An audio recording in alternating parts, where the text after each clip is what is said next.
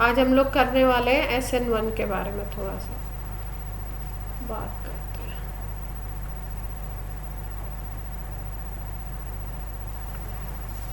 SN1 की अगर बात की जाए, न्यूक्लियोफिलिक सब्स्टिट्यूशन, तो कितने तरीके का होता है ये बताया था मैंने आपको।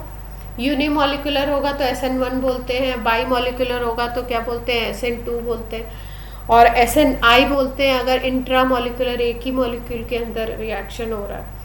और फिर एरोमेटिक अगर कंपाउंड आते हैं तो हम SNAR नाम देते हैं। मेजर वे में हमें SN1 SN2 पढ़ना है। तो सबसे पहले स्टार्ट करते हैं हम लोग SN1 की बात करते हैं। SN1 ये जो नाम पड़ा है ये क्यों पड़ा है, देखो मीनिंग तो हमें पता है कि भाई इसको बोलते हैं यूनी मॉलिक्यूलर न्यूक्लियोफिलिक सब्स्टिट्यूशन। लेकिन स्पेशल बात क्या है, स्पेशल बात इसकी ये है कि अगर हम बात करें इसके रेट की, तो इसका रेट डिपेंड करता है किसके ऊपर, जो हमारा कंपाउंड है उसके ऊपर डिपेंड करेगा। कौन सा न्यूक्लियोफाइल है उसके ऊपर डिपेंड ये नहीं करता है।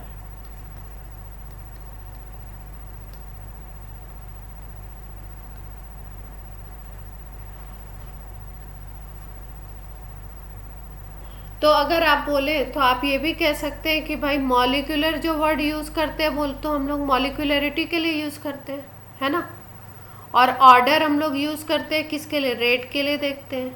तो यहाँ पे तो आपको फर्स्ट ऑर्डर बोलना चाहिए था, आइडियली एक के ऊपर डिपेंड कर रहा है अगर, तो ठीक है। और उसकी पावर भी क्या है उसके ऊपर डिपेंड करेगा। भाई अगर हम ये बोलते हैं सपोज ये रिएक्शन हो रहा है, इसके ऊपर कोई न्यूक्लियोफाइल अटैक करता है और ये X रिमूव हो जाता है और यहाँ पे न्यूक्लियोफाइल अटैच हो जाता है, ये हमने अगर बात करी, और इसमें हम बोलते हैं कि ये SN1 है और इसमें रेट RX के अमाउंट के ऊपर डिपेंड कर रहा है, न्यूक्लियोफाइल के अमाउंट के ऊपर डिपेंड नहीं कर रहा, अगर हम ऐसे बोलते हैं, ठीक है। तो इसका मतलब क्या हुआ, इसका मतलब तो ये हुआ ना फर्स्ट ऑर्डर रिएक्शन। अगर हम काइनेटिक्स की बात करें, इतना क्लियर है सबको?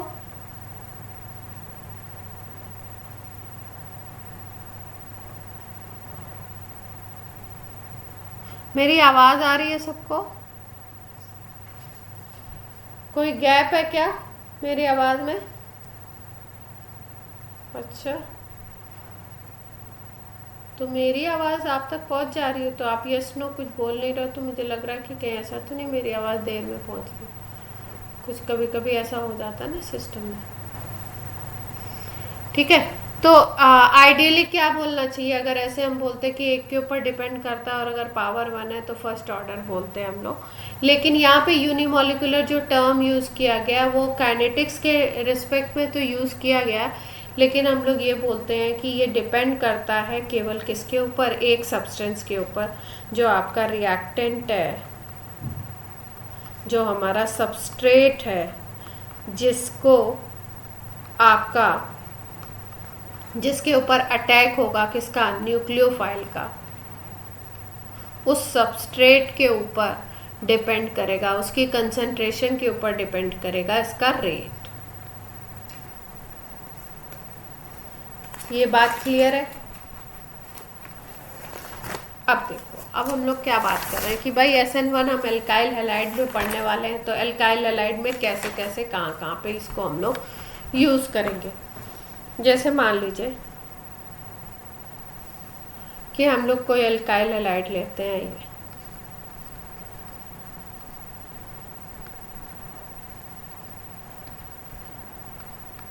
इसका नाम बता दो IUPAC जल्दी से, इसकी हाइड्रोलिसिस करवा रहे हैं, वाटर अटैक कर रहा है इस पर, इसकी हाइड्रोलिसिस करवा रहे हैं। और इसकी हाइड्रोलिसिस जब कराते हैं हम तो Cl- निकल जाता है, इसका मतलब Cl क्या है आपका, लिविंग ग्रुप हो गया, ये Lg है, और यहाँ पे कौन आके अटैच हो जाता है, OH आके अटैच हो जाता है।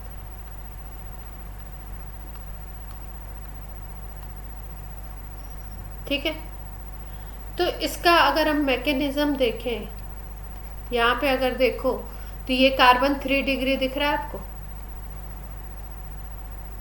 मतलब अगर कार्बन की बात करो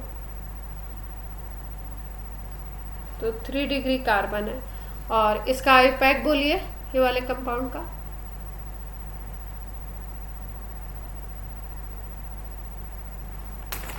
इस कंपाउंड का आईपीएसी नेम बोलिए।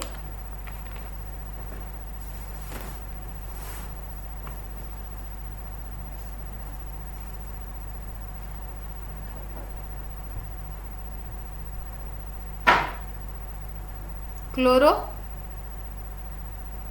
ब्यूटेन। अच्छा, और कोई?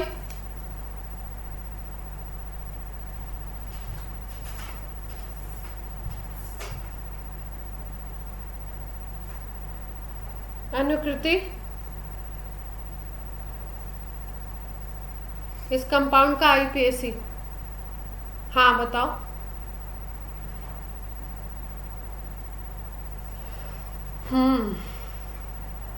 ये 3 कार्बन की चेन है ना, 1 2 3 ऐसे काउंट कर ले। 2 पे मिथाइल भी है और 2 पे क्या है आपका, क्लोरो भी है। 2 मिथाइल, और इनफैक्ट आप ऐसे बोलोगे 2 क्लोरो, क्योंकि C पहले आता है ना अल्फाबेट में, 2 मिथाइल प्रोपेन। ठीक है, तो इसकी बात कर रहे हैं हम लोग, तो यहाँ पे Cl लिविंग ग्रुप है, Cl निकल जाएगा और यहाँ पे आकर के कौन अटैच हो जाएगा, OH। अब इस रिएक्शन की अगर हम बात करें मैकेनिज्म की, तो मैकेनिज्म में क्या क्या होगा,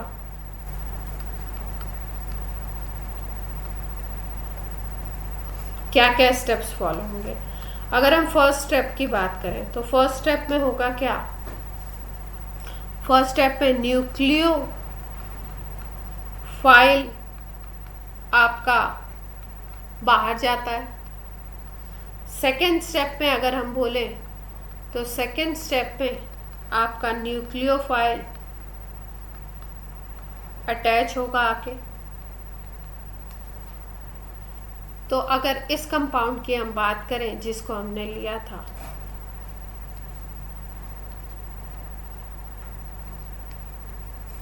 तो इसमें स्टेप 1 क्या होगा, ये न्यूक्लियोफाइल है, लिविंग ग्रुप है, तो इसको पहले क्या होना होगा, बाहर जाना होगा। जब ये बाहर जाएगा तो क्या बनने वाला है हमारे पास, कार्बोकेटाइन बनेगा, हेटेरोलिसिस होगी यहाँ पे।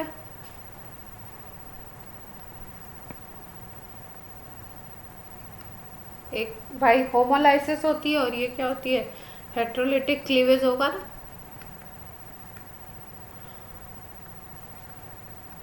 इसमें Cl अपने ये पूरे पेयर को लेके, इन दोनों इलेक्ट्रॉन को लेके Cl इधर आ जाएगा और इसके पास डिफिशियंसी हो जाएगी, पॉजिटिव चार्ज बन जाएगा, कार्बोकेटाइन बन जाएगा।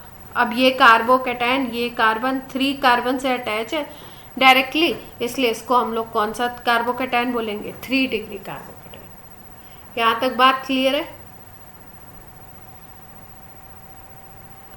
तो फर्स्ट स्टेप में ये होता है, और फर्स्ट स्टेप को हम ये भी बोलते हैं न्यूक्लियोफाइल बाहर निकलता है, और फर्स्ट स्टेप को हम ये भी बोल सकते हैं कि फर्स्ट स्टेप में आपका अगर हम बोले तो फॉर्मेशन ऑफ कार्बोकेटाइन होगा।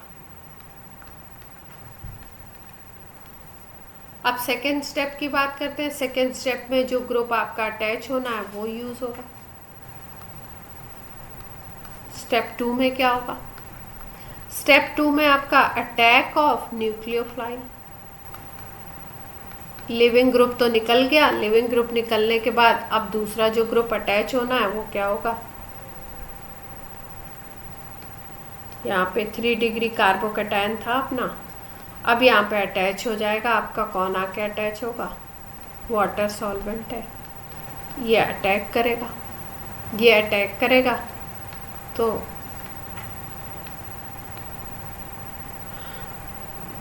अगर हम बात करें तो यहाँ पे ये इस तरीके से कुछ अटैचमेंट होता है इसका। कार्बन की वैलेंसी कितनी हो सकती है? 4 वैलेंसी हो सकती है। और अगर इस पे पॉजिटिव चार्ज है तो इसको आप ऐसे दिखा सकते हो क्या?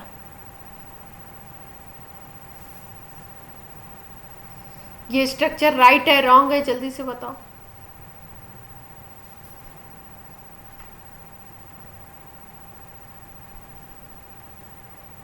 ये स्ट्रक्चर राइट है रॉन्ग है? कैसे?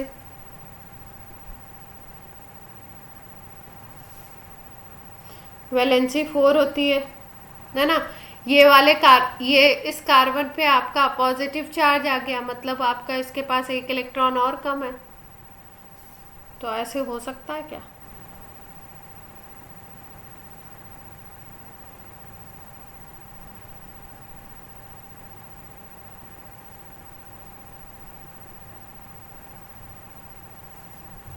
आप बोलो।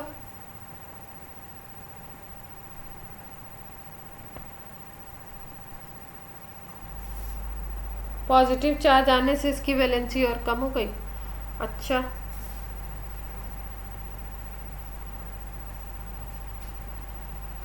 ऐसा कुछ हो सकता है?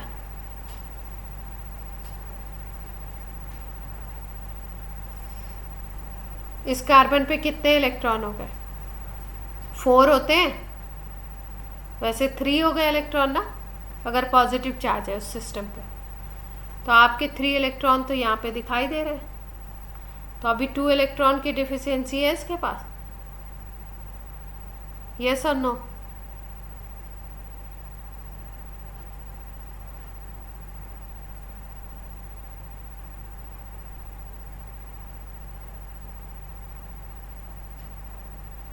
OH ग्रुप अटैच है, उसका क्या?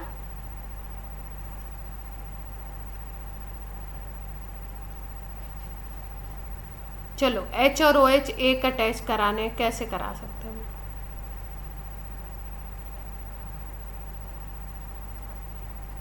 H2O का अटैक हुआ। अब यहाँ पे H2O कैसे अटैच हो सकता है?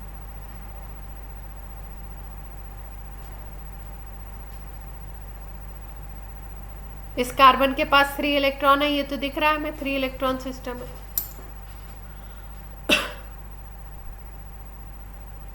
आउटर शेल में, और आउटर शेल में 3 इलेक्ट्रॉन है, तो 3 से बॉन्ड बना लिया इसने, तो इसके पास अब 6 इलेक्ट्रॉन सिस्टम हो गया। तो 6 इलेक्ट्रॉन सिस्टम अगर ये है तो इसमें 2 इलेक्ट्रॉन और डिफिशिएंट है। तो अगर H2 अपने लोन पेयर को दे दे तो यहाँ पे अटैच हो सकता है क्या? LP अगर दे दे, ऐसे हम अगर लिखते, ऐसे लिख सकते हैं क्या H2O को?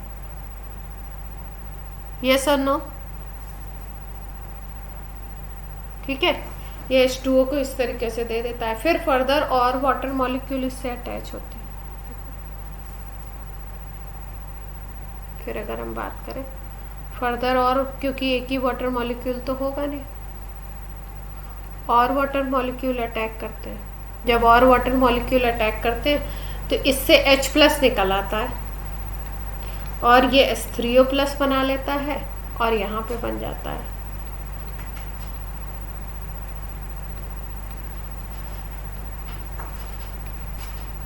ये प्रोडक्ट।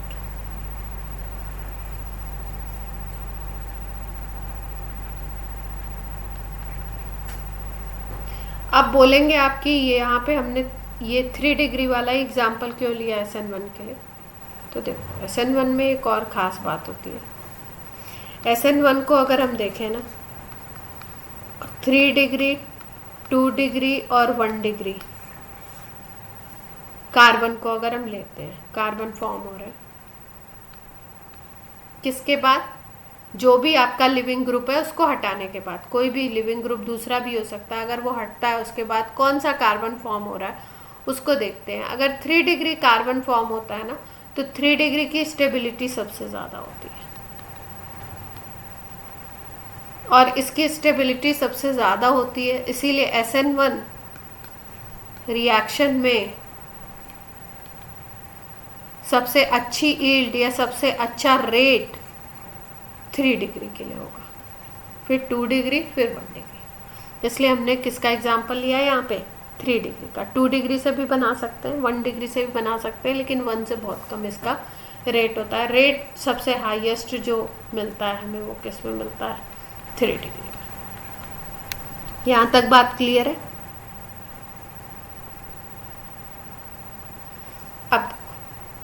अब अगर हम बात करें यहाँ पे जो हमने जैसे वाटर है, तो वाटर यहाँ पे 2 काम करता है। एक तो ये आपका सॉल्वेंट की तरह भी काम करता है, और दूसरा अगर हम फंक्शन देखें तो ये न्यूक्लियोफाइल को भी प्रोवाइड कराता है। अब सॉल्वेंट की तरह काम कर रहा है और न्यूक्लियोफाइल की तरह भी प्रोवाइड करा रहा है, ये तो हमें दिख रहा है, पर इसमें फंक्शन किस तरीके से कर रहा है। तो ये जो सॉल्वेंट हम लेते हैं SN1 में, इसमें हम ध्यान रखते हैं कि अगर सॉल्वेंट आपका एक तो पोलर हो, दूसरा प्रोटिक सॉल्वेंट हो। अब दोनों के क्या क्या फायदे हैं? पोलर का क्या मतलब है? पोलर मतलब जैसे H+OH- ये बन गए थे ना पोल्स, पोलर सॉल्वेंट ये है H2। प्रोटिक सॉल्वेंट क्या है? प्रोटिक मतलब जो प्रोटॉन दे सकता है।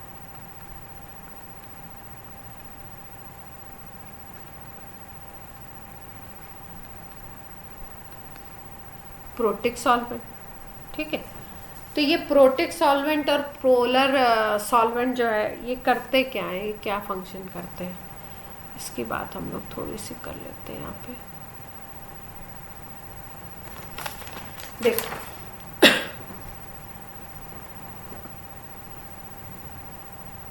अगर हम बात करें, जैसे मान लो हमने ले लिया RX लिया, ठीक है, एल्काइल हैलाइड,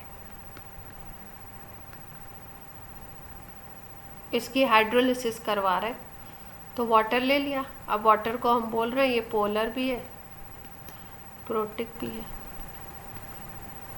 तो इसका मतलब ये क्या करेगा, आपका पोल्स में भी डिवाइड होगा और प्रोटॉन भी प्रोवाइड करा सकता है। तो ये होता क्या है कि ये रिएक्शन करवाता है, पहले Cl निकलता है, फिर उसके बाद R+ बनता है, और फिर उसके बाद फिर यहाँ पे क्या होता है, R+ के साथ कौन अटैच हो जाता है, OH अटैच हो जाता है, और इस तरीके से कंपाउंड बनते हैं। तो H2O का वर्क क्या है यहाँ पे, देखो, पहला काम करता है ये कि ये ब्रेकिंग ऑफ बॉन्ड कराता है। ये जो बॉन्ड है ना, ये ब्रेक होगा, ये हटेगा, तभी तो कोई दूसरा ग्रुप आके अटैच होगा। और दूसरा जो काम करता है ना, दूसरा काम ये क्या करता है कि यहाँ पे ये जो X है ना, इसको सराउंड भी कर लेता है।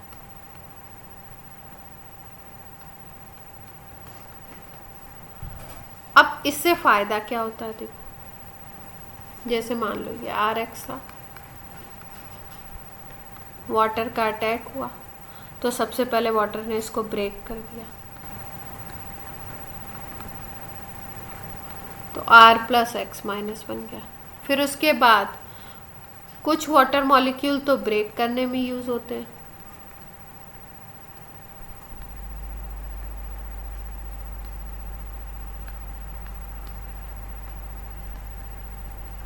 और कुछ ऐसे होते हैं जो आपका ये जो X- है इसको सराउंड कर लेते हैं।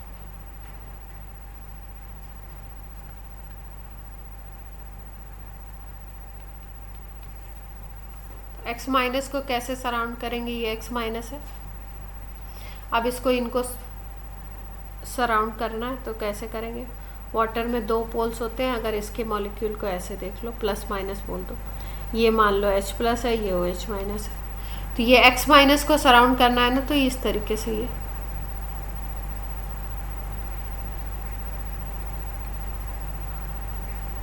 इस तरीके से इसको सराउंड करना है। अब ये जो प्रॉपर्टी, इससे क्या होता है, ये X- अलग चला जाता है, और फिर उसके बाद इसमें से जो वाटर से जो न्यूक्लियोफाइल आपको मिलता है वो इससे अटैच हो जाता है R+ से।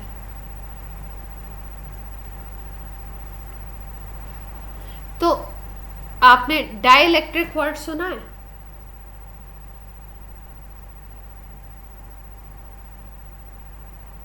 क्या होता है डाइलेक्ट्रिक?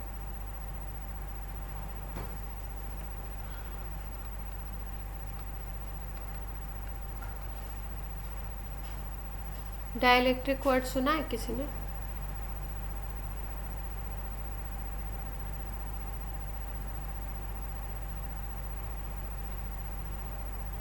अच्छा अच्छा, फील्ड का तो मुझे ज़्यादा पता नहीं, मतलब फिजिक्स तो मैं भूल ही गई। डाइलेक्ट्रिक कांस्टेंट बोलते हैं, डाइलेक्ट्रिक प्रॉपर्टी भी बोलते हैं सॉल्वेंट्स की। तो डाइलेक्ट्रिक कांस्टेंट या डाइलेक्ट्रिक प्रॉपर्टी की अगर बात करो तो इसको हम लोग बोलते हैं कि इट इज़, ऐसे आप बोल सकते हो, इट इज़ मेजरमेंट ऑफ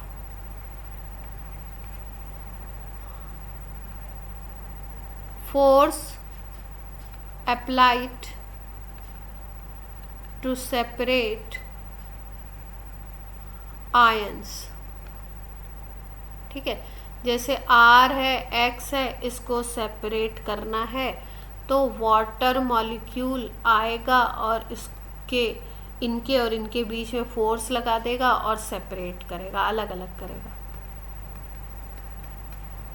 ठीक है, तो जो आपका सॉल्वेंट ज़्यादा सेपरेशन लाता है बोलते हैं उसका डाइलेक्ट्रिक कांस्टेंट ज़्यादा है, और जो कम सेपरेशन लाता है बोलते हैं डाइलेक्ट्रिक कांस्टेंट कम है उसका। जैसे अगर वाटर की बात करो तो वाटर के लिए डाइलेक्ट्रिक कांस्टेंट K बोलते हैं हम लोग, 81 होता है अप्रॉक्स। अगर हम लोग इथेनॉल की बात करें तो इथेनॉल के लिए अप्रॉक्स शायद 35 होता है। और भी सॉल्वेंट्स अगर हम लोग ले लें, जैसे एसिटिक एसिड ले लो तो एसिटिक एसिड के लिए ये डाइलेक्ट्रिक कांस्टेंट लगभग 5 होता है अप्रॉक्स। ठीक है, तो अगर सबको कंपेयर करो तो आप क्या देख पा रहे हो कि एसिटिक एसिड के कंपैरिजन में इथाइल अल्कोहल 7 टाइम्स ज़्यादा लगा रहा है फोर्स, और अगर इथाइल अल्कोहल के कंपैरिजन में देखो तो सेपरेशन करने के लिए फोर्स ये कितना लगा रहा है, अप्रॉक्स डबल से भी ज़्यादा हो गया। 35 का डबल 70 होता है ना, 70 से भी ज़्यादा हो गया।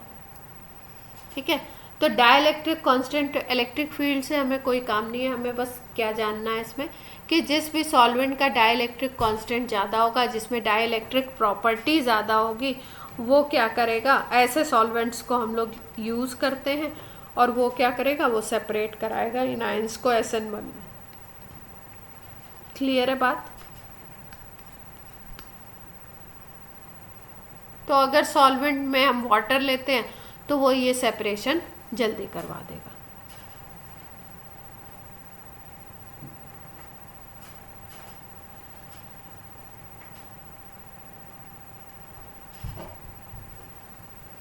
अब देखो, अब बात की जाए कि अगर हम बात करते हैं कि भाई इसका रेट किसके ऊपर डिपेंड करता है, तो रेट मैंने बताया था आपको कि रेट डिपेंड करेगा SN1 का फर्स्ट स्टेप के ऊपर डिपेंड करता है। फर्स्ट स्टेप में होता क्या, लिविंग ग्रुप निकलता है और फॉर्मेशन ऑफ कार्बोकेटायन होता है। तो ये जो स्टेप है, first step formation of carbocation, यही स्टेप होता है स्लोएस्ट स्टेप। ये हमें याद रखना पड़ेगा क्योंकि ये तो काइनेटिक्स से पता चला एक्सपेरिमेंट है। तो याद क्या रखेंगे कि इसमें फर्स्ट स्टेप जो है जिसमें कार्बोकेटायन फॉर्म हो रहा है वही स्लोएस्ट स्टेप है। तो अगर ये स्लोएस्ट स्टेप है तो यही रेट डिटरमाइनिंग स्टेप होगा, RDS। क्लियर है बात? और न्यूक्लियोफाइल की कंसंट्रेशन आप बढ़ा दो या न्यूक्लियोफाइल की कंसंट्रेशन आप डिक्रीज कर दो, इसके ऊपर रेट डिपेंड नहीं करेगा।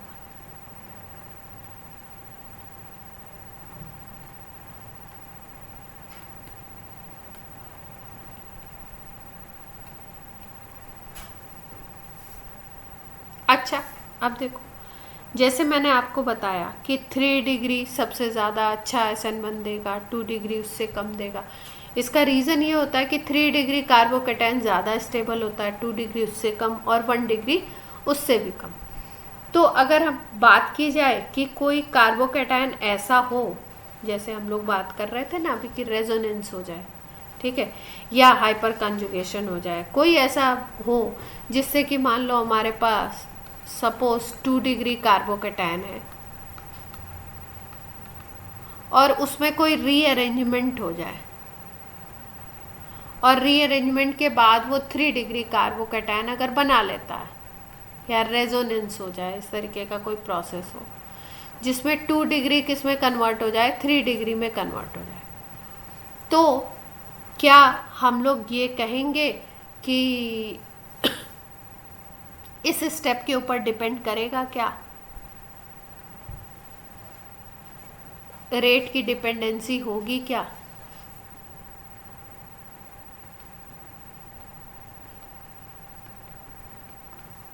ठीक है, तो इस क्वेश्चन का आंसर क्या है? इस क्वेश्चन का आंसर ये है कि हमें रीअरेंजमेंट से मतलब नहीं है। रीअरेंज होके 3 डिग्री बन रहा है, 2 डिग्री से 3 डिग्री बन रहा है, उससे मतलब नहीं। हमें किससे मतलब है? हमें मतलब है कार्बोकैटायन फॉर्मेशन वाले स्टेप से। इसके ऊपर ही केवल रेट डिपेंड करेगा, नॉट ऑन रीअरेंजमेंट स्टेप। उसमें बीच में कुछ रेजोनेंस होता है, हाइपर कंजुगेशन होता है, या किसी कोई एटम शिफ्ट होता है। अभी शिफ्ट आपको पढ़ाएंगे, मिथाइल शिफ्ट, हाइड्राइड शिफ्ट। तो कोई एटम शिफ्ट हो जाता है एक तरफ से दूसरी तरफ, और शिफ्ट होने के बाद वो ज़्यादा स्टेबल कार्बोकैटायन बना लेता है, तो उस स्टेप के ऊपर SN1 का रेट डिपेंड करेगा या नहीं करेगा? तो आप क्या बोलोगे? उसके ऊपर डिपेंड नहीं करता। तो रीअरेंजमेंट से रेट का कोई लेना देना नहीं है। किससे लेना देना है? फॉर्मेशन से। पहले स्टेप में अगर वो 2 डिग्री कार्बोकैटायन बन रहा है तो उसी स्टेप से रेट का मतलब है। ध्यान रखेंगे ये पॉइंट।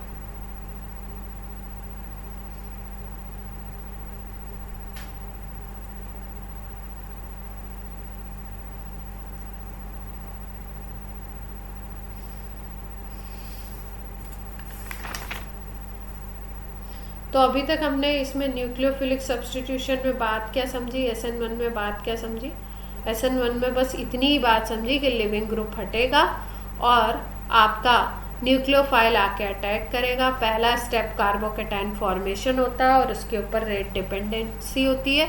अगर वहाँ पे कोई रीअरेंजमेंट हो रहा है तो रीअरेंजमेंट वाले स्टेप से मतलब नहीं है। हमारा स्लोएस्ट स्टेप जो सबसे पहले कार्बोकैटायन बनेगा फर्स्ट स्टेप में, वही है, तो रेट उसी पे डिपेंड करेगा। न्यूक्लियोफाइल की कंसंट्रेशन बढ़ाओ घटाओ कोई फर्क रेट पे आने वाला नहीं है।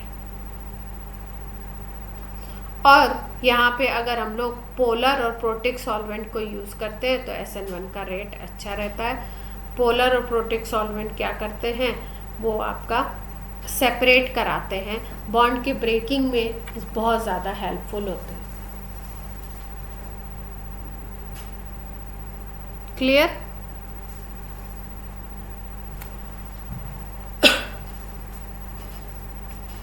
अब बात करते हैं हम लोग, कुछ एग्जांपल ले लें।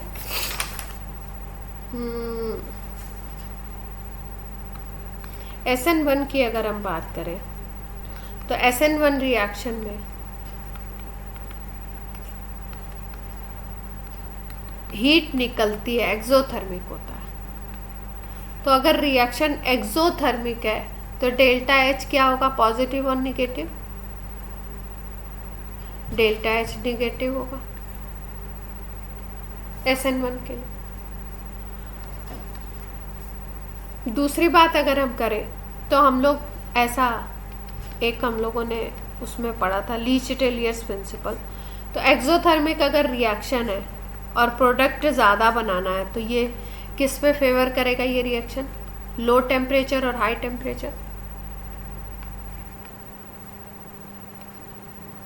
लो टेम्परेचर और हाई टेम्परेचर एक्सोथर्मिक रिएक्शन किस पे फेवर करता?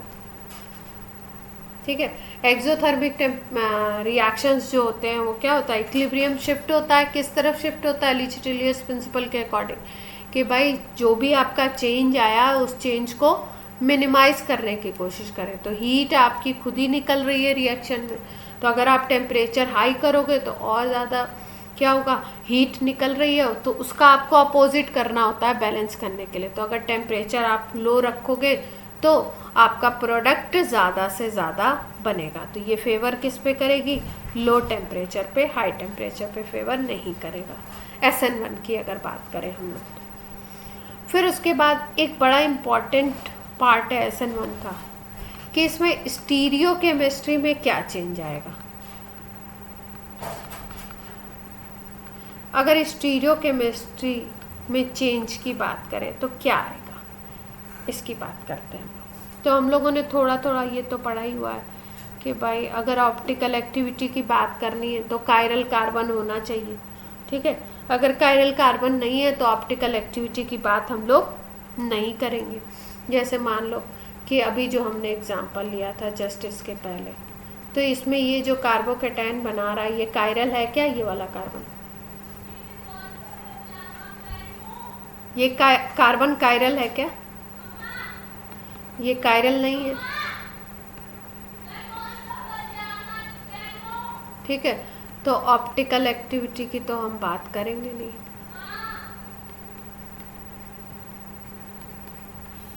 कायरल नहीं है तो। लेकिन अगर कायरल कार्बन कहीं पे होता है तो हम लोग D और L फॉर्म की बात करेंगे।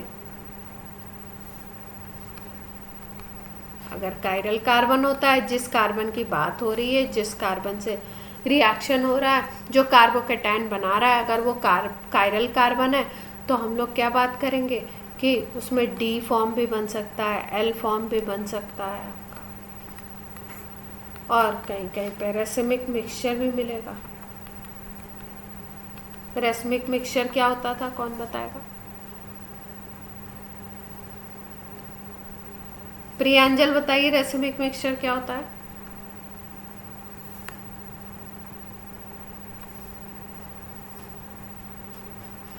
प्रियांजल क्लास में है?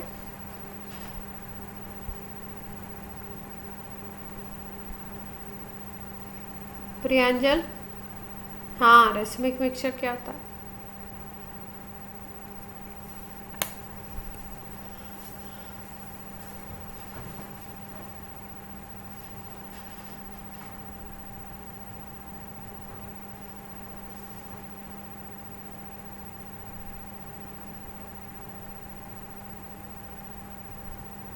जल्दी से बताइए।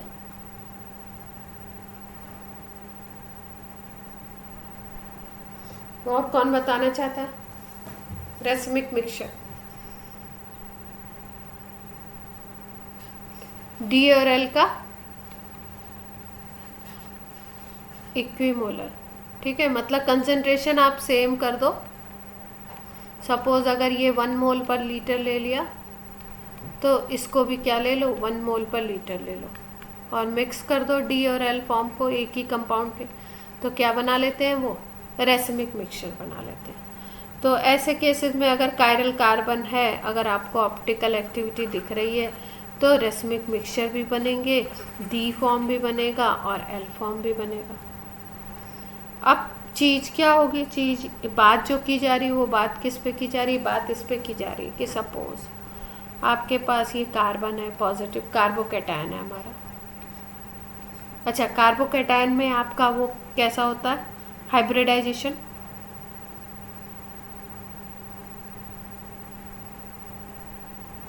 sp2, ठीक है। ये कार्बोकेटायन है, ठीक। अब पहले इस पे मान लो, जैसे मान लो यही वाला था, इस समय इस पे कौन सा हाइब्रिडाइजेशन था, इस पे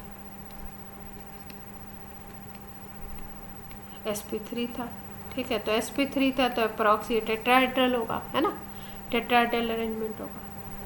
तो पहले मान लो Cl अटैच था यहाँ पे कहीं, है ना, ये नीचे की तरफ इन बॉन्ड को कर दो और ऊपर की तरफ यहाँ Cl अटैच करा दो मान लो, ठीक है। अब ये sp2 बन गया है, अब बात हो रही है sp2 की।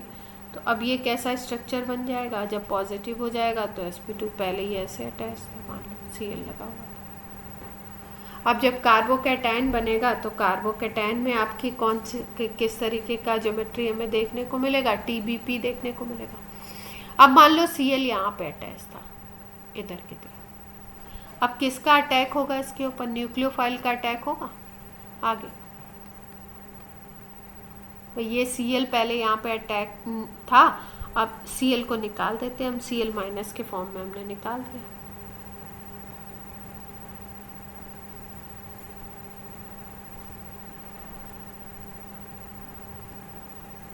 इसको हमने Cl माइनस के फॉर्म में निकाल दिया। अब ये अपना बचा sp2 वाला कार्बन, ठीक है। अब न्यूक्लियोफाइल इसके ऊपर आके अटैक करेगा, C प्लस के ऊपर न्यूक्लियोफाइल का अटैक हो रहा है। अब देखने वाली बात ये होती है कि जिस तरफ Cl था उसी तरफ ये न्यूक्लियोफाइल आके अटैच होता है या उसके अपोजिट साइड में अटैच होता है। अगर सेम टू सेम जिस प्लेस पे जिस तरफ वो था उसी तरफ आके न्यूक्लियोफाइल अटैच हो जाता है तो उसको हम लोग बोलते हैं कि यहाँ पे कॉन्फ़िगरेशन का रिटेंशन हुआ, तो R फॉर्म बनता है।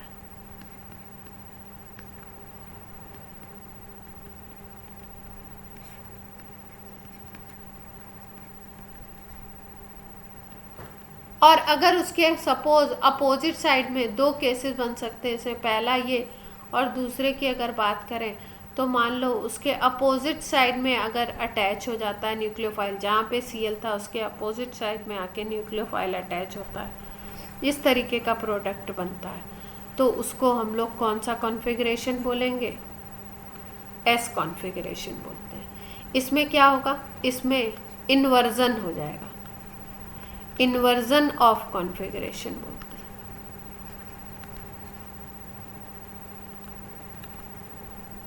ठीक है। और इसमें ऐसा देखा गया है कि जो इन्वर्जन वाला प्रोडक्ट होता है ना, इन्वर्जन कॉन्फ़िगरेशन वाला जो प्रोडक्ट होता है इसका अमाउंट ज़्यादा होता है, ये अप्रॉक्सी मोर देन 50% होगा। और जो रिटेंशन वाला होता है ये लेस देन 50% होगा। मतलब कोई अगर प्रोडक्ट बन रहा है सपोज 10 ग्राम, तो उसमें एक होगा आपका 5 ग्राम से ज़्यादा S वाला जिसमें इन्वर्जन होगा, और एक होगा आपका 5 ग्राम से कम।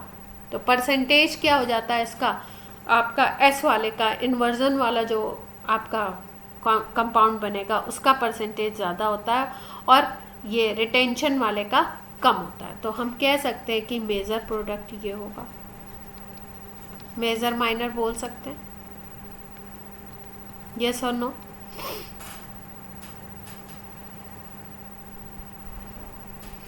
और इसमें कुछ अमाउंट में हमें DL भी मिलता है, मतलब रेसिमिक मिक्सचर भी मिलता है।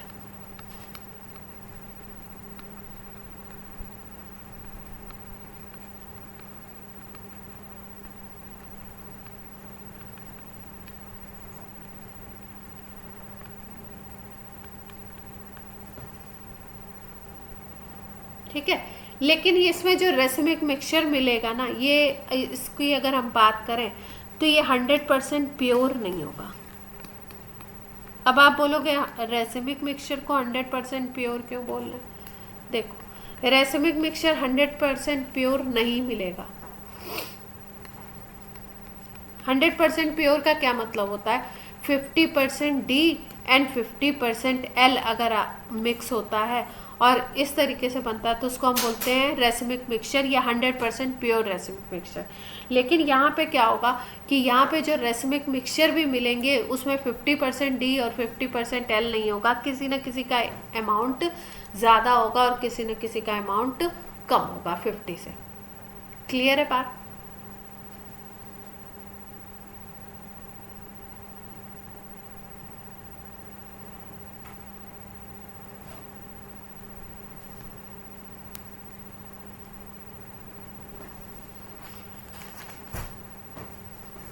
अब देखो, अब हम लोग एक एग्जांपल लेते हैं और इसमें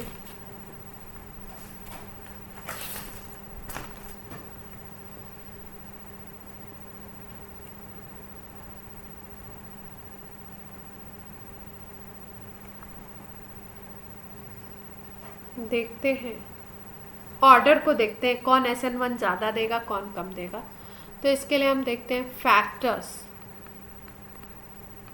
अफेक्ट SN1, कौन कौन से ऐसे फैक्टर हैं जो SN1 को बढ़ाएंगे, कौन ऐसे हैं जो कम करेंगे।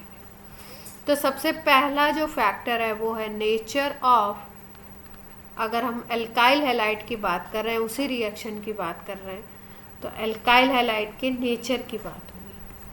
अब नेचर में क्या बात है, नेचर में ये बात है कि जो ये कार्बोकेटायन प्रोड्यूस करेगा वो किस तरीके का है। कार्बोकेटायन इज स्टेबल और अनस्टेबल। अगर स्टेबल है तो क्या होगा, SN1 का रेट ज़्यादा होगा, और अगर अनस्टेबल है तो SN1 का रेट कम होगा। तो इन जनरली मैंने क्या बताया, 3 डिग्री कार्बोकेटायन ले लो, 2 डिग्री कार्बोकेटायन ले लो और 1 डिग्री कार्बोकेटायन ले लो, तो इसमें रेट किसका ज़्यादा होता है, 3 डिग्री का। लेकिन अगर हम लोग थोड़े से डिफरेंट केसेस ले लें, जैसे अब ये 3 डिग्री में तो हम ऐसे लिख सकते हैं CH3C प्लस हो जाए, या CH3 whole toys CH plus हो जाए, या CH3।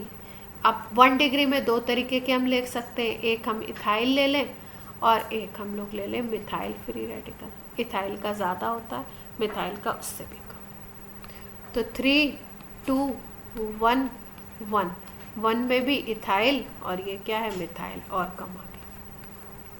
तो सबसे ज़्यादा रेट SN1 का किस में होगा, 3 में। तो ये बात तो और भी पहले मैंने बता दी थी। अब नई बात क्या है, नई बात ये है कि अगर हम लोग ले लें दूसरे तरीके के ग्रुप, जैसे कि एक ग्रुप मैंने आपको बताया था एलाइल ग्रुप। एलाइल ग्रुप क्या होता है,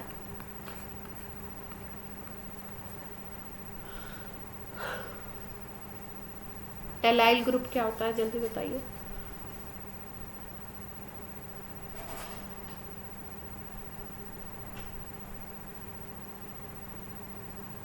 देखो एलाइल ग्रुप कौन सा होता है, CH2 double bond CH single bond CH2, ठीक है, इसको ही तो हम लोग एलाइल ग्रुप कहते थे,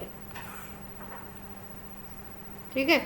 तो अगर एलाइल आ जाता है कहीं पे, एलाइलिक फॉर्म का कार्बोकेटायन होता है, तो इसमें ना रेजोनेंस क्रिएट हो जाता है। ये रेजोनेंस की वजह से स्टेबलाइज होता है उस कंपाउंड में, तो रेजोनेंस की वजह से इसकी स्टेबिलिटी ज़्यादा होती है। तो अगर हम बात करें कि एलाइल भी आ गया अगर किसी कंपाउंड में, तो 3 डिग्री के बाद हम किसको लेते थे, 2 डिग्री को, 2 डिग्री के बाद 1 डिग्री को लेते थे। लेकिन अगर एलाइल आ गया तो एलाइल 3 डिग्री से तो कम होगा, लेकिन 2 डिग्री से इसका ज़्यादा हो जाता है। मतलब एलाइल को हम कहीं बीच में फिट करेंगे, 3 डिग्री के बाद एलाइल, एलाइल के बाद 2 डिग्री, 2 डिग्री के बाद 1 डिग्री। जैसे एक क्वेश्चन अगर हम ले लें, CH2 double bond CH CH2Cl, एक कंपाउंड ये है अपने पास, और एक कंपाउंड अपने पास ये वाला है 2 डिग्री वाला। तो कार्बोकेटायन कैसे कैसे बनेंगे, अगर हम बात करें कि कैसे ब्रेक करें, तो इसको जब ब्रेक करोगे इस बॉन्ड को, तो एक कार्बोकेटायन ये बनेगा, और यहाँ पे ब्रेक करोगे तो ये बनेगा, यही तो बनेगा। ये Cl माइनस सेपरेट हो जाएगा। ए ऑप्शन में ये चीज़ होगी, और बी में क्या होगा, CH3 CH CH3 ये बनेगा, ठीक है। तो अगर इसको देखो तो ये कौन सा कार्बोकेटायन है, एलाइल वाला है, तो इसका स्टेबलाइजेशन ज़्यादा होगा। और इसको अगर देखो तो इसमें 2 अटैच है, तो ये 2 डिग्री है। तो अगर दोनों की बात करो तो कौन ज़्यादा स्टेबलाइज होगा, SN1 कौन ज़्यादा देगा, ए।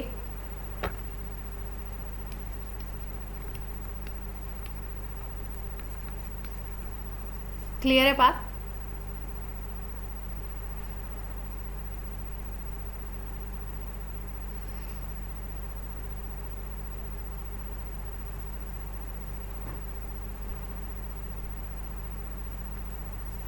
अब देखो एक और इंट्रोड्यूस कराते हैं इसमें, एक ग्रुप और। अगर हम बात करें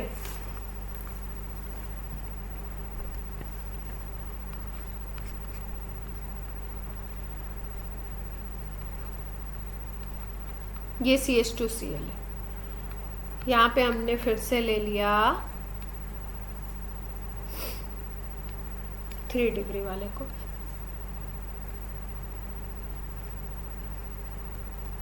यहाँ पे ले लो 2 डिग्री को, और यहाँ पे ले लेते हैं एलाइलिक को।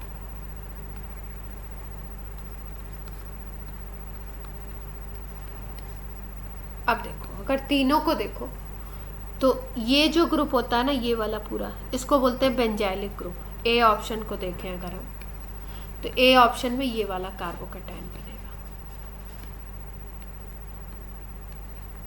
बेंजाइलिक।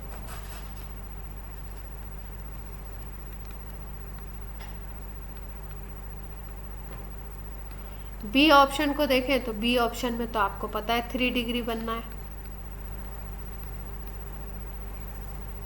सी को देख लेते हैं, सी वाले में 2 केस हमें दिखाई दे रहे हैं। देखो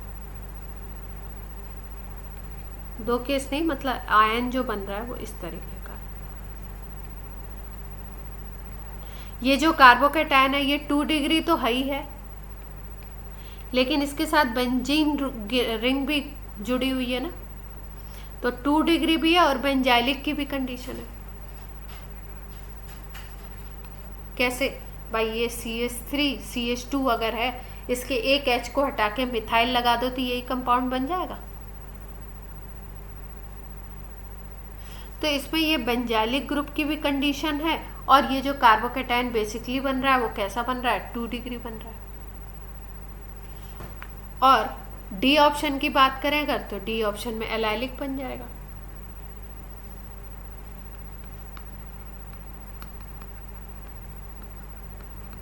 अगर इसको हम ब्रेक करेंगे तो यहाँ पे कौन सा कार्बोकैटायन बन जाएगा, एलाइलिक बन जाएगा।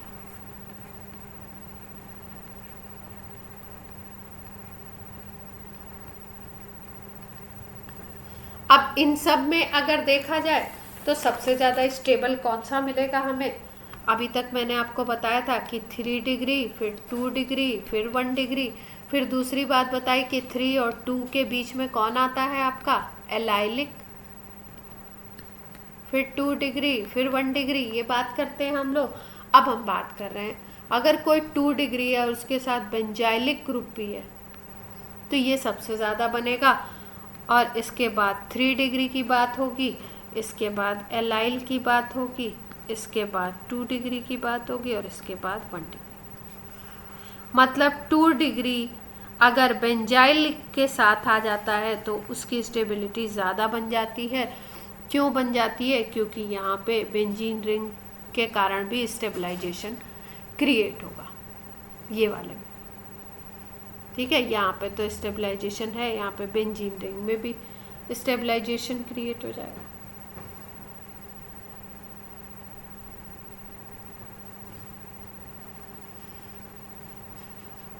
और यहाँ पे एक तो छूट गया ना, अगर हम बात करें 3 डिग्री के बाद हम रखेंगे यहाँ पे बेंजाइलिक।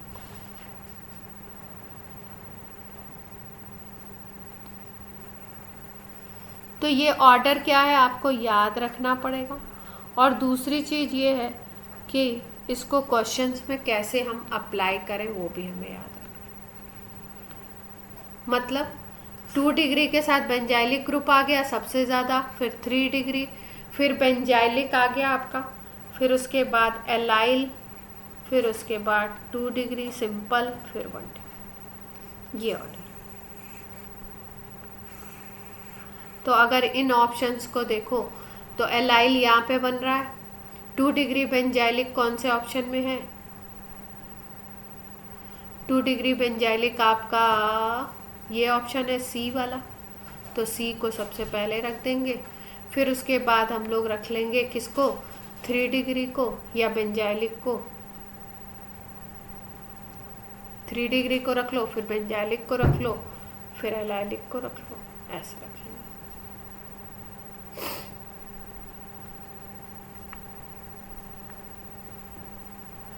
क्लियर है बात। सी के बाद किसको रखें,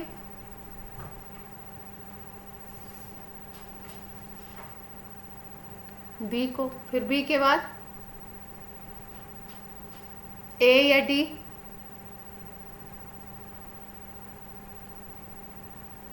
फिर डी। ये किसका ऑर्डर है? SN1 के रेट का ऑर्डर। किसमें ज़्यादा होगा, किसमें कम?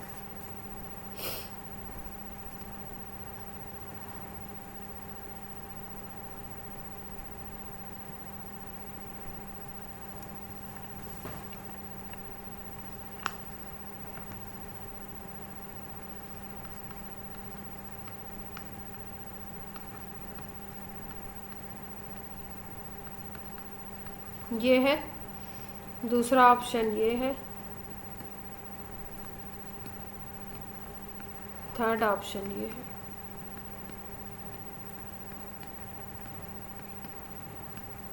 चलो अब इसमें बताओ।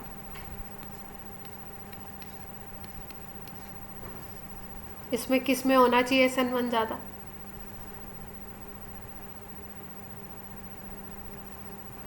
पहले तो भाई ब्रेक होंगे तो कैसे कार्बोकेटाइन बनेंगे ये देख लेते हैं। ये ब्रेक होगा तो ये कार्बोकेटाइन कैसा बन रहा है? 3 डिग्री, 2 डिग्री, 1 डिग्री। यहाँ पे तो 3 डिग्री बनेगा क्योंकि 3 कार्बन अटैच है। यहाँ पे अगर ये सेपरेट होगा तो कैसा कार्बोकेटाइन बनेगा? 2 डिग्री। यहाँ पे अगर ये सेपरेट होगा तो कैसा बनेगा? 1 डिग्री बनेगा। ठीक है, तो 1 डिग्री तो बनता है, लेकिन इसमें क्या होता है? रीअरेंजमेंट होता है। लेकिन रीअरेंजमेंट की बेसिस पे हम रीअरेंजमेंट देख सकते हैं, बट हमें रीअरेंजमेंट अगर हम स्टेबिलिटी और इनकी बात करें तो उसके लिए हम देख सकते हैं, लेकिन मैंने क्या बताया था कि रीअरेंजमेंट वाले प्रोडक्ट को हम नहीं लेंगे। अगर सी ऑप्शन को देखो तो इसमें स्टेप क्या होंगे?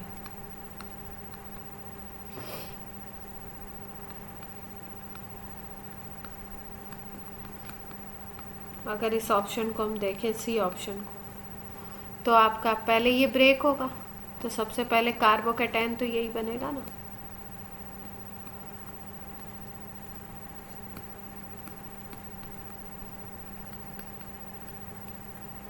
सबसे पहले 1 डिग्री बनेगा।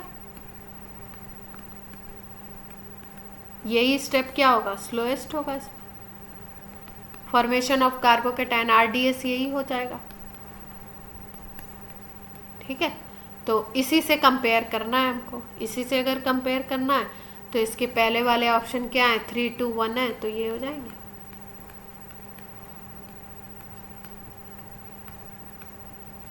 हालांकि उसमें रीअरेंजमेंट होता है, लेकिन रीअरेंजमेंट वाले स्टेप को हम लेते नहीं।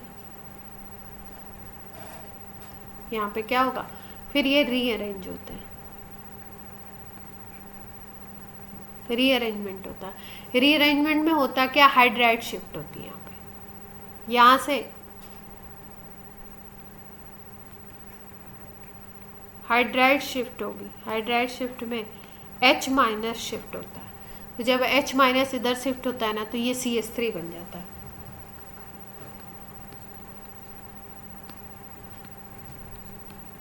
और ये कन्वर्ट हो जाता है कार्बोकेटाइन में। और कैसा कार्बोकेटाइन बन जाता है? ये 3 डिग्री।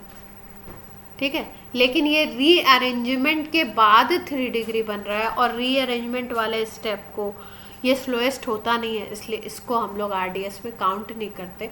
तो इसको नहीं देखना है। रीअरेंजमेंट होता है, वो बात सही है, लेकिन हमें यहाँ तक के स्टेप की ही बात करनी है जिसमें ये 1 डिग्री बन रहा है। क्लियर है बात?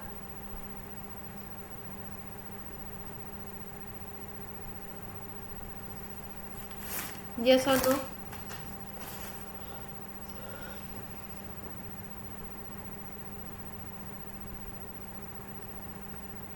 अच्छा, फैक्टर्स की बात कर रहे थे हम लोग। पोलर प्रोटिक होना चाहिए। कार्बोकेटाइन कैसा बन रहा है उसके ऊपर डिपेंड करता है। दूसरा, नेचर ऑफ सॉल्वेंट। अगर उसका डाइलेक्ट्रिक कांस्टेंट कम है तो क्या होगा? डाइलेक्ट्रिक कांस्टेंट के ऊपर डिपेंड करेगा कि रिएक्शन का रेट कितना है। अगर डाइलेक्ट्रिक कांस्टेंट ज़्यादा है तो सेपरेशन तेज़ी से कराएगा, रेट ज़्यादा होगा, उसमें प्रोबेबिलिटी ज़्यादा होगी। तो अगर हम बात करें नेचर ऑफ सॉल्वेंट की, तो उसमें हमें क्या देखना है? उसमें हमें डाइलेक्ट्रिक प्रॉपर्टी को देखना है। डाइलेक्ट्रिक कांस्टेंट ज़्यादा है तो आपका SN1 क्या होगा, ज़्यादा होगा। नेक्स्ट है आपका प्रोटिक होना चाहिए, मतलब प्रोटॉन गिविंग टेंडेंसी होनी चाहिए।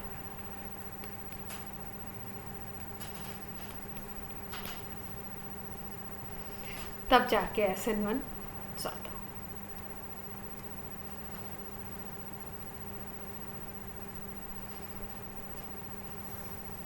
यहाँ तक चीज़ क्लियर है SN1 की। तो SN1 में जो मेजर पॉइंट है वो क्या है, देखो SN1 का मेजर पॉइंट आपका है कि इसमें इन्वर्जन हो सकता है, और इन्वर्जन जब होता है तो दोनों तरीके की चीज़ें होती है, रिटेंशन भी होता है, इन्वर्जन भी होता है। इन्वर्जन प्रोडक्ट ज़्यादा होता है अमाउंट में, और रिटेंशन वाला प्रोडक्ट जो होगा वो कम होगा। दूसरी चीज़ आपसे स्टीरियोकेमिस्ट्री पूछ ली गई, दूसरी चीज़ आपके लिविंग ग्रुप के बेसिस पे पूछ सकते हैं, तीसरी चीज़ आपका पूछ सकते हैं किस में ज़्यादा किस में कम, उसमें कार्बोकैटायन को हम लोग देख लेंगे। और इतनी सी बात है इसमें SN1 में। अब अभी कुछ और फैक्टर्स हम लोग करेंगे और कुछ और एग्जांपल्स भी इस पे हम लोग नेक्स्ट क्लास में करेंगे। तो नेक्स्ट में हम SN2 भी स्टार्ट करेंगे।